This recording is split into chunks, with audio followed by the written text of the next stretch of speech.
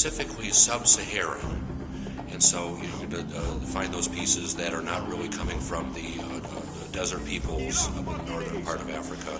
It's sub-Saharan, and a large part of the objects come from the kind of the corner or turn toward the northwest portion of the continent. Ivory Coast, Burkina Faso.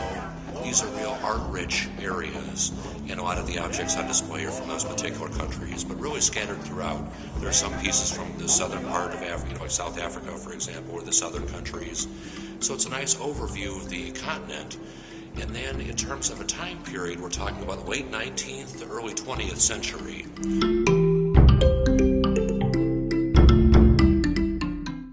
In terms of the textures, a lot of times they're done through the materials that the various peoples use.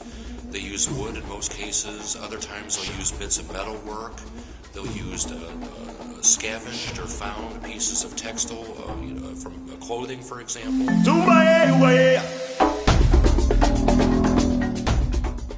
modern art, you're talking about the breaking of well-established rules from the past. Picasso, Matisse, other modern artists that want to break some rules in order to make their work fresh and exciting and relevant to the time period. So they're looking for models or examples that allow them more creativity or experimentation. They look at the art of Africa, for example, and here's a pictorial or sculptural vocabulary that's foreign and alien and new and challenging, and they see that as a wide open area for possibilities, for inspiration, I would say. And that inspiration continues on to this day. We're usually a museum of American art. We're also a museum of international religious art, and I think that the artifacts that are on display here fit that latter category. All the objects, or most of them anyway, were used in ritual. They were used in the actual practices of the people.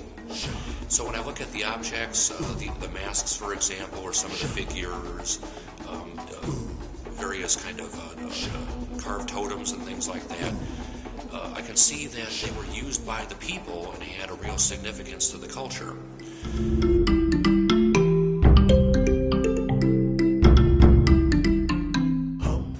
It's a type of show where the more you spend, the more you discover. For example, when I was putting up the show, or we had a number of helpers with, but when I was doing my part of the show and setting it up, I was looking at some of the objects somewhat closely, but only when it was all up and on display was I able to really see things. And as I look, I see a lot of native repair, for example, meaning that some of the masks and some of the items actually have areas where they've been repaired by the people.